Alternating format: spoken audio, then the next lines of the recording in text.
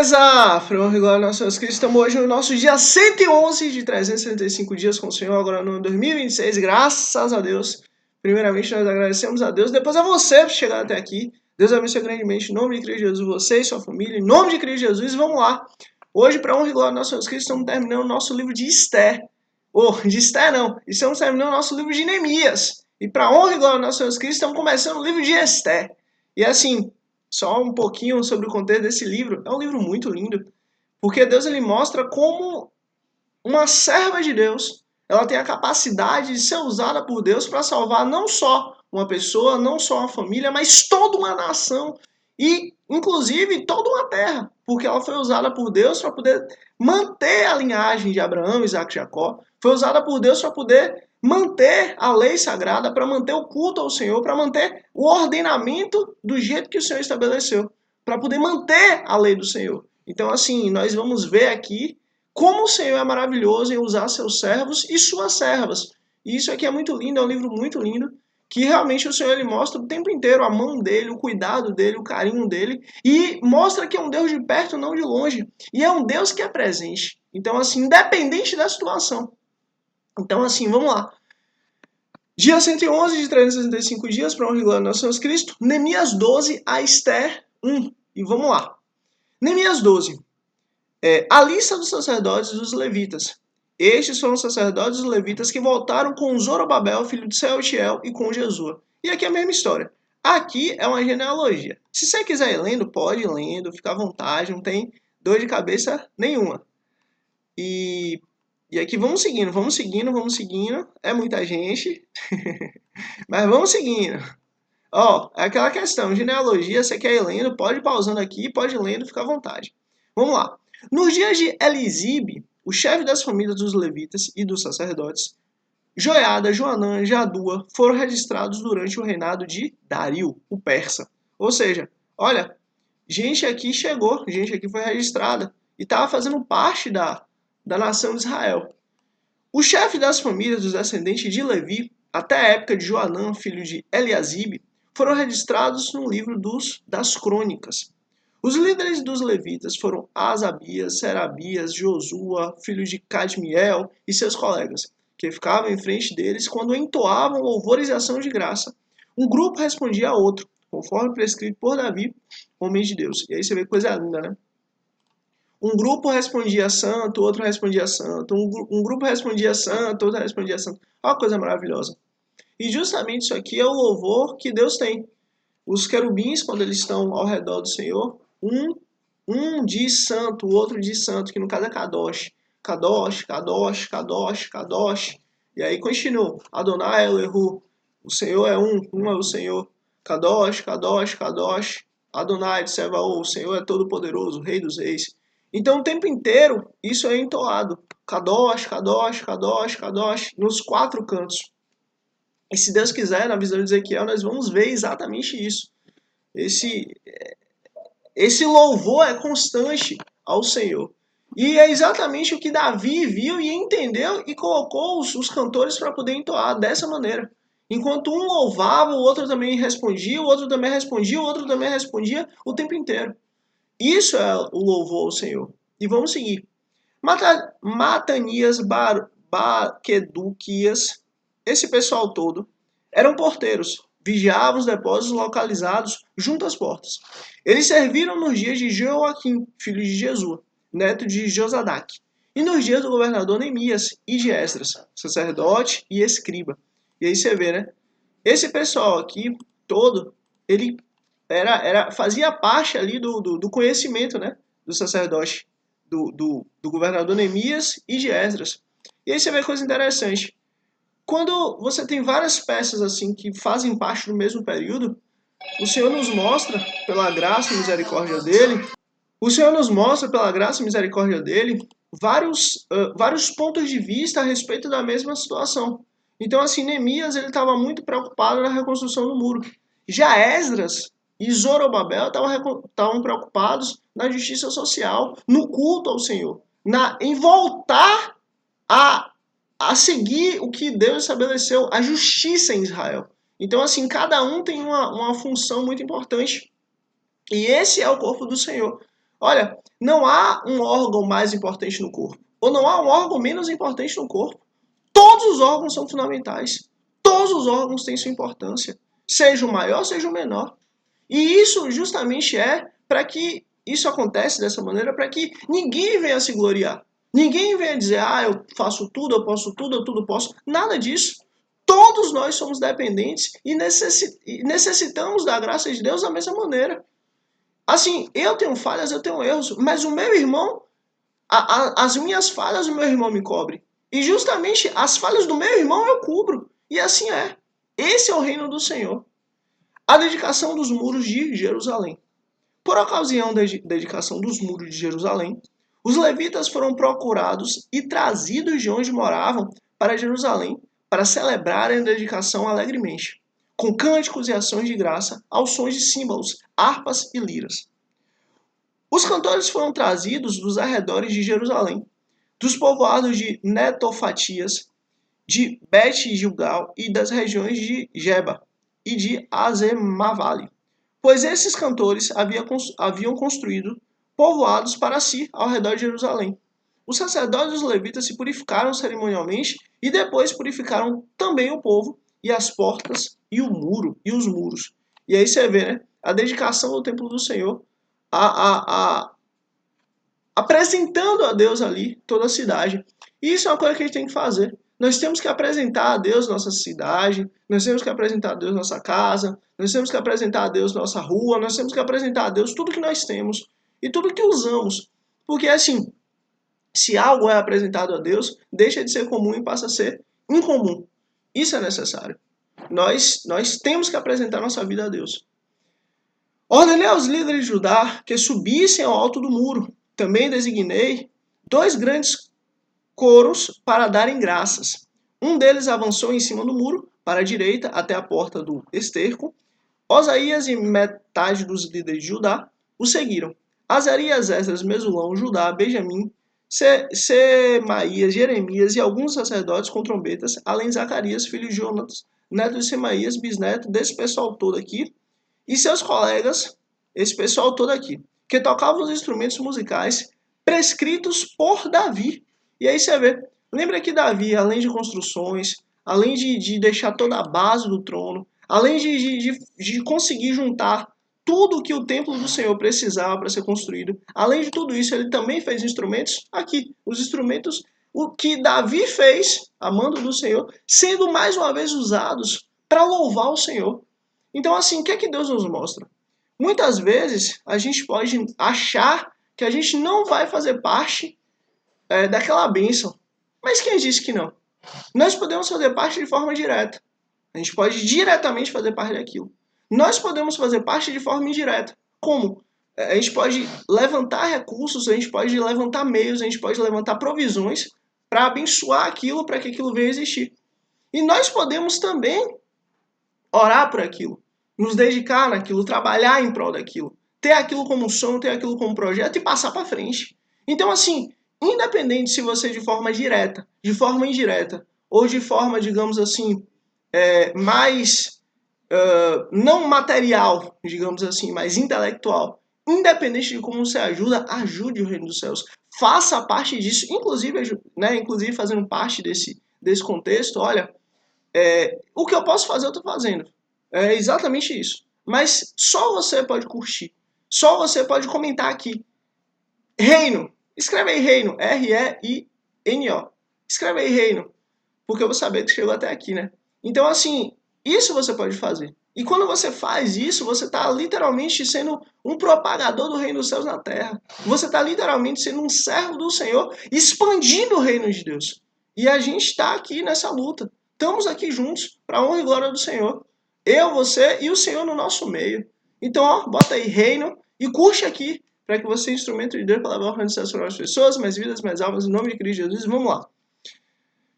Homem de Deus. E aí você vê, Davi é lembrado por ser o quê? Homem de Deus. Olha que maravilha. Será que nós somos lembrados assim? Será que eu sou lembrado dessa forma, homem de Deus?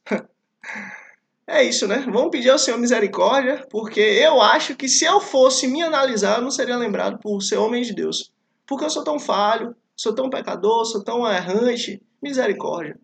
Mas se eu fosse para se lembrar de uma coisa, seria aquele que mais precisa do Senhor, aquele que mais precisa da graça de Deus, aquele que mais precisa da compaixão do Senhor, aquele que mais precisa da graça do Senhor. Esse sim, miserável homem que sou. Mas pela graça do Senhor, nós estamos aqui e vamos seguir. Esdras, o escriba, ia à frente deles. À porta da fonte, eles subiram diretamente os degraus da cidade de Davi, na subida para o muro, e passaram sobre a casa de Davi até a porta das águas a leste. O segundo coro avançou no sentido oposto. Eu os acompanhei quando iam sobre o muro, levando comigo a metade do povo. Passamos pela torre dos fornos até a porta larga, sobre a porta de Efraim e a porta de Jezane, a porta do peixe, a torre de Ananel e a torre de Sem, indo até a porta das ovelhas, junto à porta da guarda, paramos. Os dois coros encarregados da ação de graças assumiram seus lugares no templo do Senhor. E aí você vê, cada um foi para o seu lugar certinho no templo de Deus.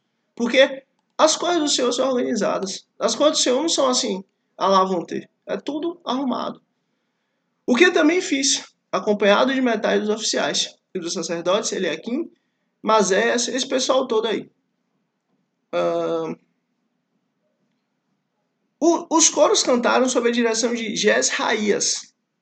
E naquele dia, contentes como estavam, ofereceram grandes sacrifícios, pois Deus o enchera de grande alegria. As mulheres e as crianças também se alegraram, e os sons da alegria de Jerusalém podiam ser ouvidos de longe. Olha que coisa linda, olha que maravilha, olha que bênção. Naquela ocasião, foram designados alguns encarregados dos depósitos onde se recebiam as contribuições gerais, os primeiros frutos e os dízimos. Das lavouras que haviam em torno das cidades, eles deveriam trazer para o depósito as porções exigidas pela lei para os sacerdotes e para os levitas. E de fato, o povo de Judá estava satisfeito com os sacerdotes e os levitas que ministravam no templo. Eles celebraram o culto ao seu Deus e o ritual de purificação. E aí você vê, lembra que Deus ele estabeleceu tanto o sacrifício de comunhão quanto o sacrifício de purificação? Então, Deus ele quer as duas coisas. Perdão. Deus ele quer as duas coisas. Ele quer que venhamos a estar na presença dele e pedir perdão pelos nossos pecados, reconhecer nossos pecados e pedir perdão. Mas ele também quer que venhamos a celebrar, a nos alegrar na presença dele. Sejamos felizes e gratos ao Senhor. Sejamos felizes e gratos pelo que ele fez por nós. Sejamos felizes e gratos porque ele é bom. Dos quais também participavam os cantores e os porteiros de acordo com as ordens de Davi e de seu filho Salomão. Pois muito tempo antes, nos dias de Davi e de Asaf, havia dirigentes dos cantores e pessoas que dirigiam os cânticos de louvor e de ação de graça. Você vê, haviam dirigentes do louvor. Haviam pessoas encarregadas para cuidar do louvor ao Senhor. Olha que coisa linda, olha que maravilha. Como, inclusive, é no céu. Porque, diga-se de passagem, Lúcifer, ele era o regente da orquestra celeste.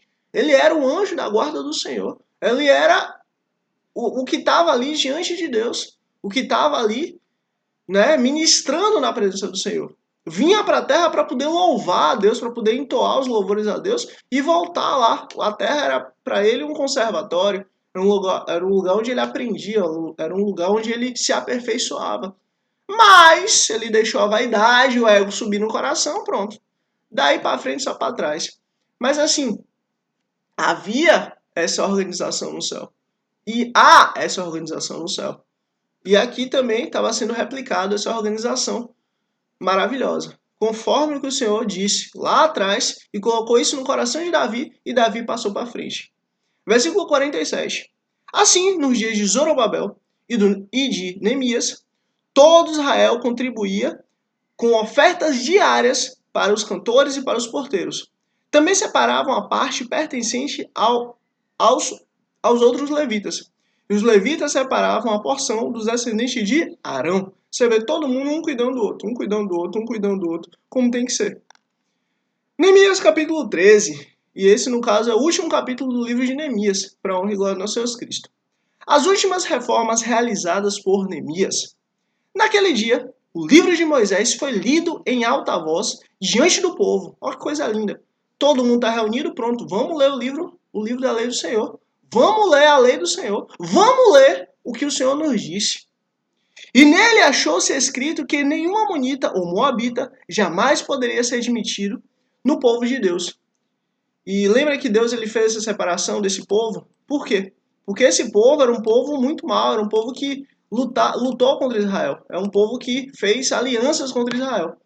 Inclusive, quando Israel precisou, né, passar pelas terras, e eles se opuseram. E por causa disso, né, acabaram perdendo de fazer parte da herança de Israel. Pois estes, em vez de darem água e comida aos israelitas, tinham contratado Balaão para invocar a maldição sobre eles. Lembra? Então, foi esse contexto aqui. O nosso Deus, porém, transformou a maldição em bênção. E aí você vê. Lembra? Quero eu que as maldições de Balaão cheguem até mim. Quais eram as maldições de Balaão? É um povo maravilhoso, é um povo forte, é um povo vigoroso, é um povo firme, é um povo abençoado, é um povo cheio da presença de Deus. Olha que maravilha. Ah, vou te levar aqui para um lugar mais, né? Mas não tão bom.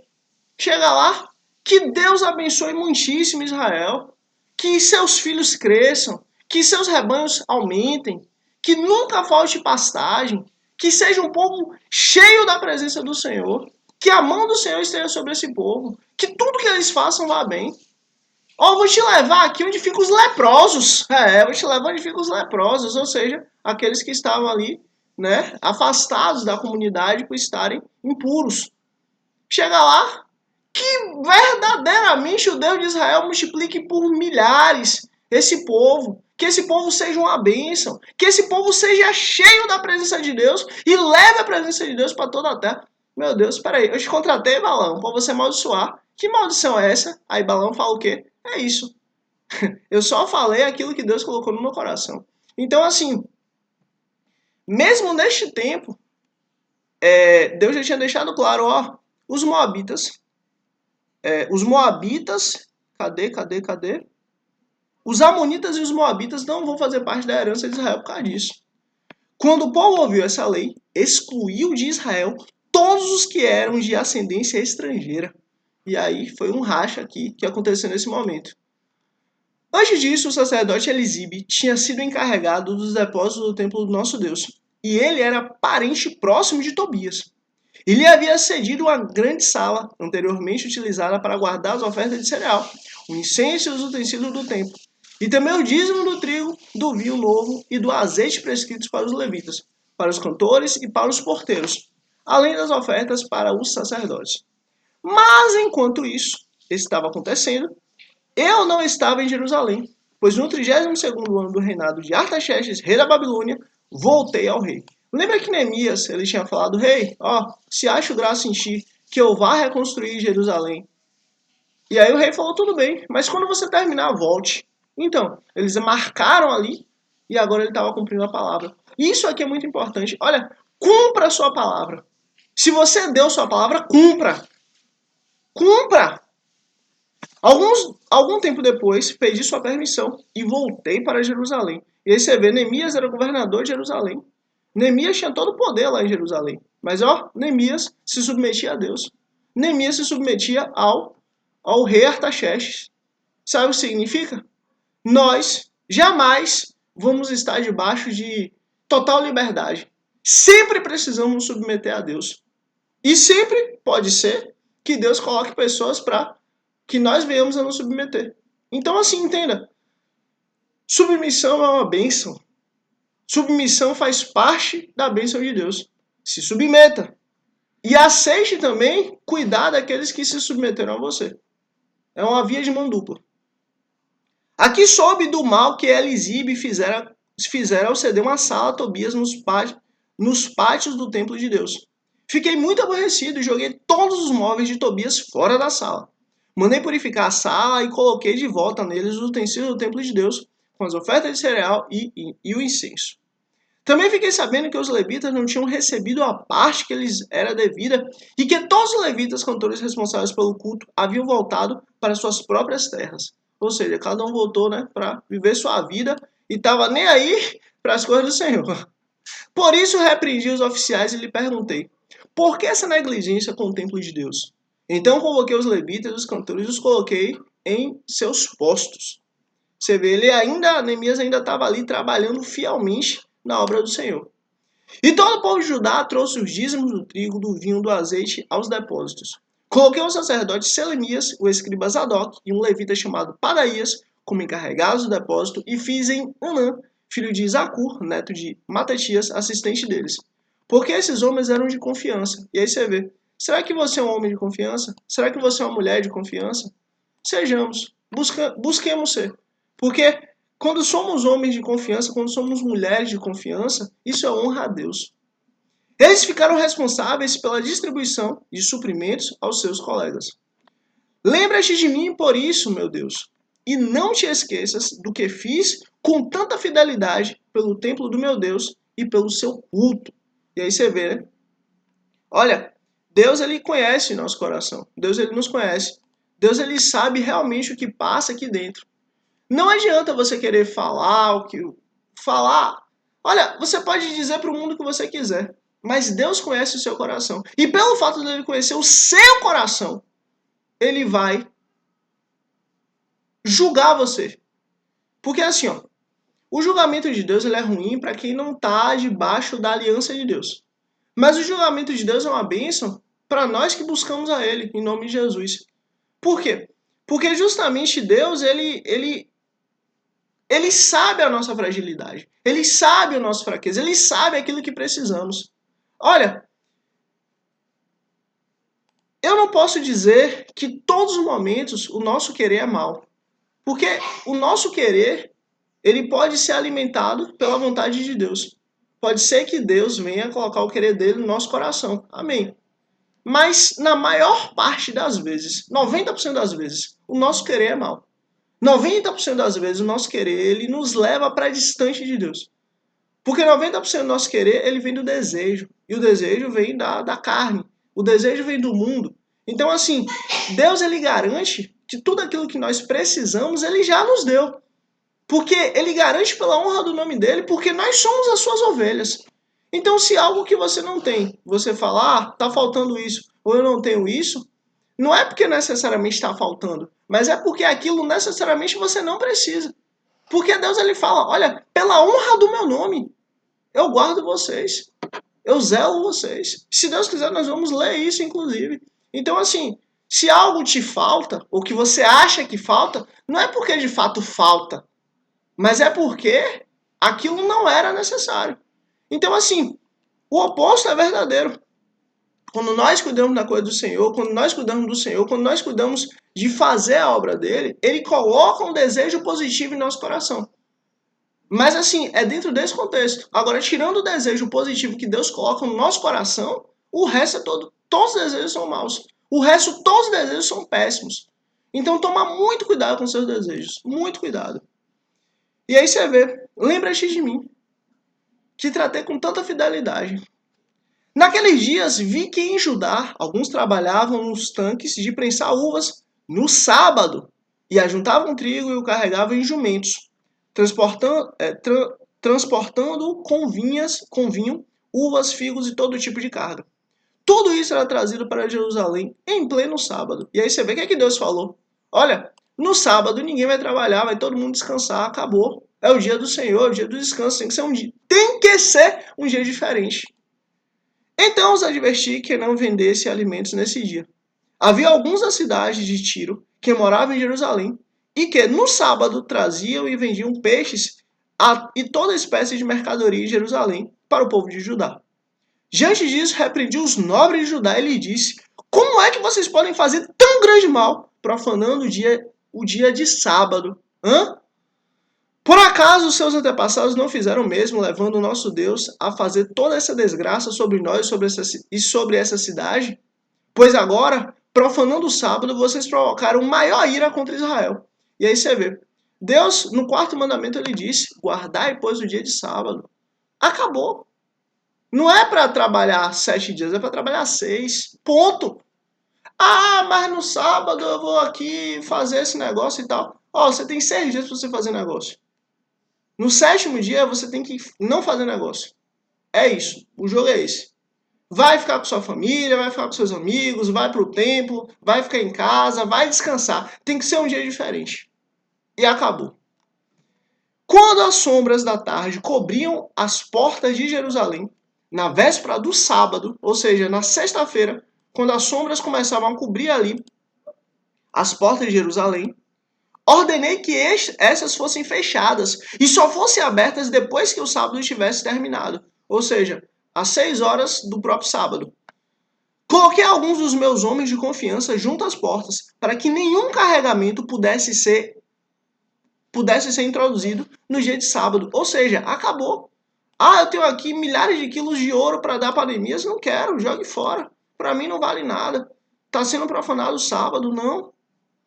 Uma ou duas vezes os comerciantes e vendedores de todos os tipos de mercadorias passaram a noite do lado de fora de Jerusalém. Mas eu os adverti dizendo, por que vocês passam a noite junto ao muro? Se fizerem isso de novo, mandarei prendê-los. Depois disso não vieram mais no sábado.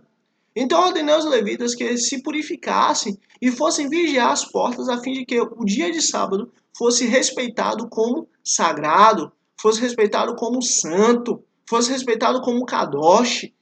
Ou seja, sábado não é dia de dinheiro, sábado é dia de cuidar das coisas do Senhor e ponto, acabou. Chega! Lembra-te de mim também por isso, ó meu Deus, e tem misericórdia de mim conforme o teu grande amor. E aí você vê coisa interessante, né?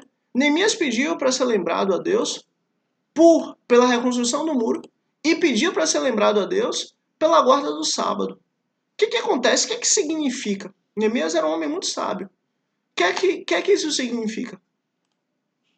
Quando nós buscamos seguir a Deus, quando nós buscamos servir ao Senhor, quando nós buscamos servir ao que Ele nos ensinou, seguir a sua lei, olha, todas as coisas elas perdem o valor. As coisas que não fazem parte do Senhor. Para a pessoa que vive nesse mundo, para a pessoa que segue esse mundo de qualquer maneira, de qualquer forma, o dinheiro tem valor. Os bens, a matéria tem valor. Mas para alguém que busca a Deus e que tem a Deus como base, tem a Deus como norte, tem a Deus como firmamento de todas as coisas, nada tem valor. Literalmente nada tem valor. Por quê? Porque, olha, o que vale não é essa terra, não é essa vida. Não é se eu estou usando um relógio melhor, não é se eu estou usando um tênis melhor. Isso não vale nada. Isso é lixo. O que vale é a gente estar bem com Deus. O que vale é a gente estar alinhado com o Senhor. O que vale é a gente deitar de noite com a consciência tranquila, sabendo que a gente fez o melhor que a gente podia com o que a gente tinha na mão na hora para Deus. Então, assim, isso muda tudo. Por isso que Neemias falou, Senhor, lembra de mim. Por essas duas coisas. Por ter reconstruído os muros de Jerusalém e por ter guardado a tua aliança, ter guardado a tua lei. Você acha que Neemias não podia ter tirado muito proveito em não ter guardado o sábado? Em ter feito vista grossa? Em ter simplesmente ignorado esse fato? Claro que podia, óbvio que podia. Mas sabe o que acontece? O que adianta ganhar o mundo e perder a alma? O que adianta ganhar o mundo e simplesmente chegar aqui agora e pronto? E ser contrário à lei do Senhor? Não adianta nada. E Neemias sabia disso. Inclusive, é um fundamento muito importante para nós. Não se perca. Não abandone a lei. Seja firme com o Senhor. Deus vai te honrar. Além disso, naqueles dias, vi alguns judeus que haviam se casado com mulheres de Asdod, de Amon e de Moabe. Lembra que isso tinha acontecido e que foi todo aquele problema de Deus permitir que os homens se separassem das suas mulheres e as mulheres voltassem para suas terras com seus filhos. E agora você vê, aconteceu todo esse problema, aconteceu toda essa catástrofe, e ainda assim, homens faziam a mesma coisa. Isso é absurdo. Versículo 24. A metade dos seus filhos falava a língua de Asdod, ou a língua de outros povos, e não sabiam falar a língua de Judá, misericórdia. Você vê, os filhos tinham mais entendimento e conhecimento da língua dos estrangeiros do que a língua de Abraão, Isaac e Jacó. Misericórdia. Eu os repreendi e invoquei maldição sobre eles. Bati em alguns deles. Bati em alguns deles. Rapaz, você é moleque, velho. Você é moleque, você é menino. Você é criança. Bati em alguns deles e arranquei os seus cabelos. Você vê? Eu tomo ódio com você. Você é moleque, você é menino, você é criança. Você vacilou, você não passa de um lixo. Porque você fez o que o Senhor se desagrada. Você viu o que Deus fez com os homens que se casaram com mulheres estrangeiras. Você viu. Agora você vai e faz igual? Rapaz, tome pancada, tome. Talvez assim você aprenda. E arranquei os seus cabelos. Fiz que jurassem em nome do Senhor e lhes disse: não consistam mais em dar suas filhas em casamento aos filhos deles, nem haja casamento das filhas deles com os filhos ou com vocês.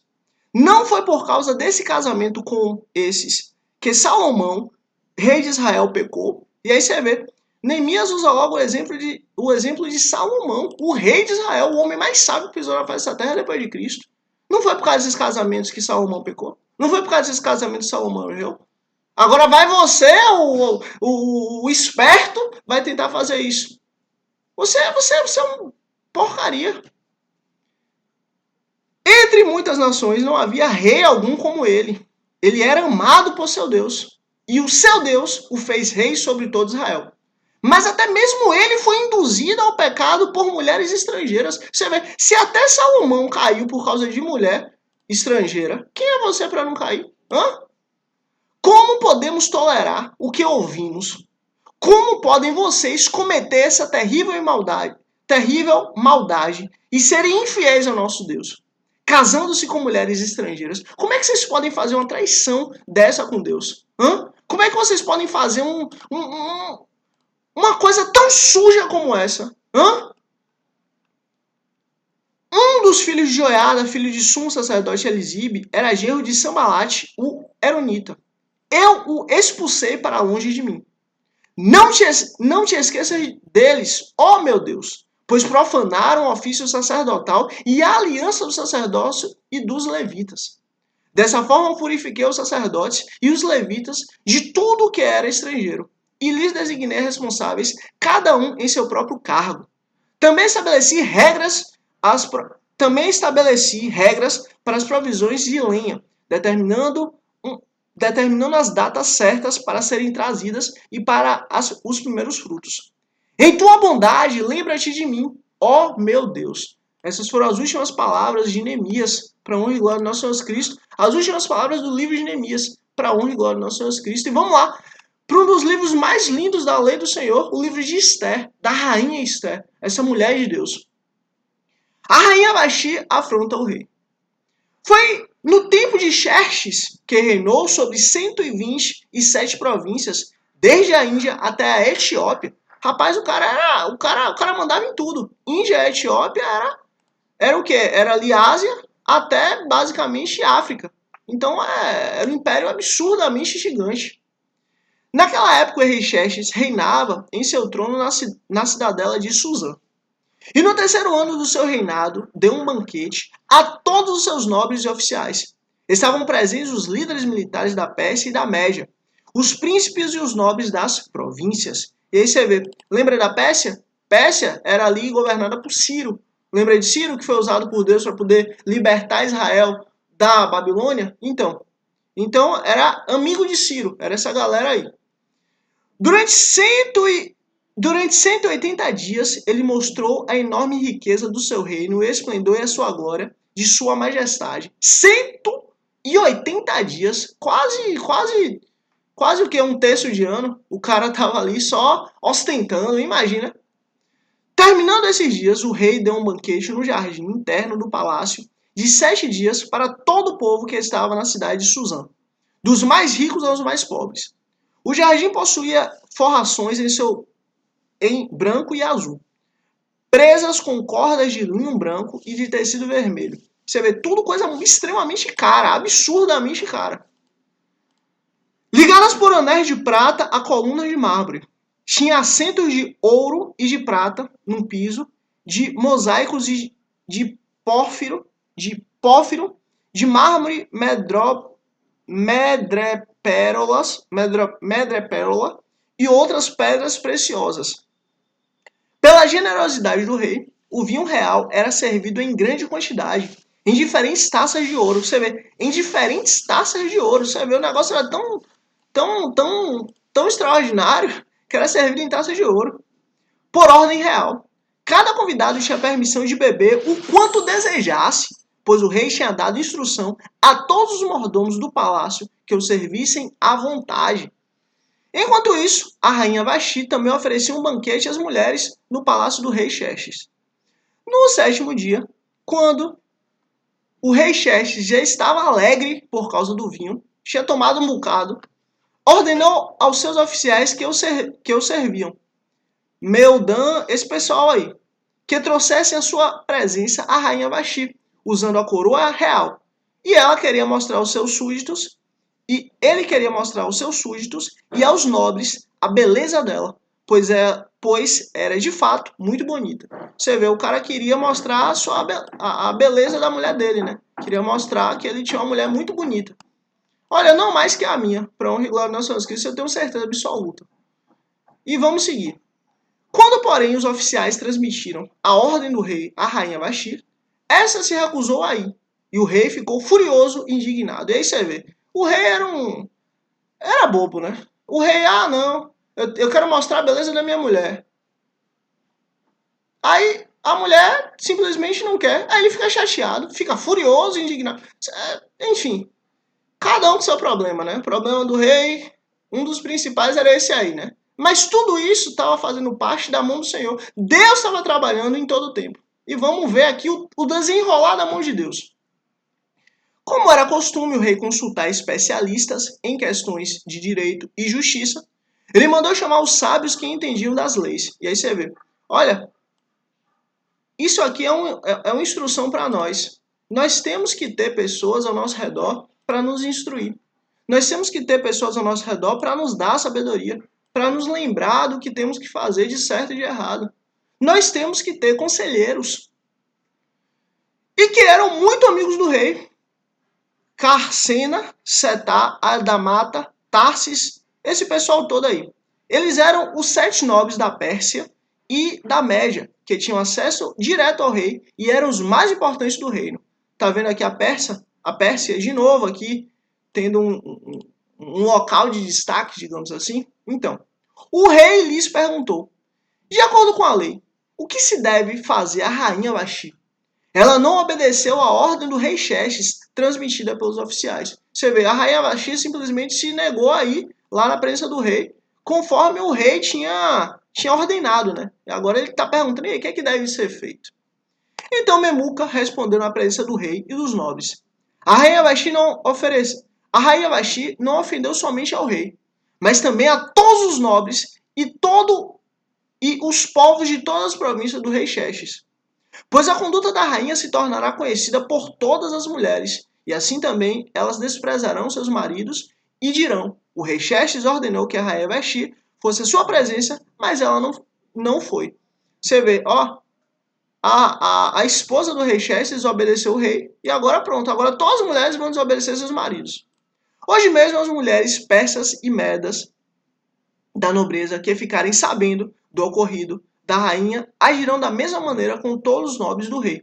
Isso provocará desrespeito e discórdia sem fim. Você vê, isso vai gerar uma guerra civil. O mundo vai acabar por causa disso aqui. O bicho vai pegar, vai ser horrível. Por isso, se for do agrado do rei, que ele emita um decreto real e que seja incluído na lei irrevogável da Pérsia e da Média, determinando que Vashti nunca mais compareça na presença do rei Xerxes. Também dê ao rei a sua posição de rainha a outra que seja melhor do que ela. E aí você vê, ela não honrou o rei, tudo bem, ela também não vai ser honrada, ponto. Assim, quando o decreto real for proclamado em todo o seu imenso domínio, todas as mulheres respeitarão seus maridos, dos mais ricos aos mais pobres.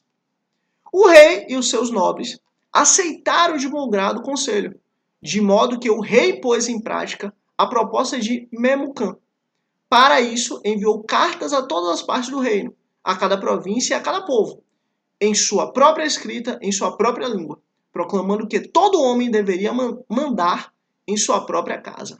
Acabou. Assim o rei fez o decreto e assim foi. E para honra e glória do nosso Senhor Cristo, esse foi o nosso dia 111 de 365 dias com o Senhor, agora no ano 2026, graças a Deus. Primeiramente, eu agradeço a Deus, depois a você por chegar até aqui. Deus abençoe grandemente, em nome de Cristo Jesus, você e sua família, em nome de Cristo Jesus. Escreve aqui, ó. Escreve aqui. Deixa eu ver uma palavra pequena. Casa. Escreve aqui casa. Escreve aqui casa. Para eu saber que você chegou até o fim. E se inscreve aqui no canal para que amanhã, se Deus quiser, dia 112, nós estejamos aqui juntos, continuando essa história maravilhosa que mudou a humanidade, meu Deus. E curte aqui, porque assim, ó, o reino dos céus é sobre mim, é sobre você, chega na gente. A partir do momento que ele chega na gente, já não é mais sobre nós, mas é sobre o próximo. Então curte aqui, para que você seja instrumento de Deus para levar o reino dos céus para mais pessoas, mais vidas, mais almas, em nome de Cristo Jesus, é isso. Até amanhã, dia 112, em nome de Cristo Jesus, amém.